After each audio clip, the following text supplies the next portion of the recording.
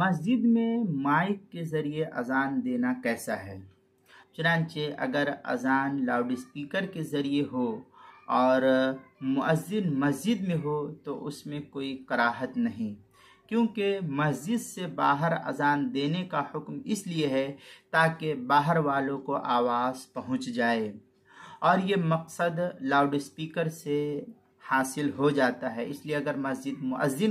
مؤذن مسجد کے اندر کھڑے ہو کر کے اذان دیتا ہے تو اس کی گنجائش ہے۔ چنانچہ فتاوی شام میں ہے وَيَنبَغِي لِلْمُؤَذِّنِ أَن يُؤَذِّنَ فِي مَوْضِعٍ يَسْكُنُ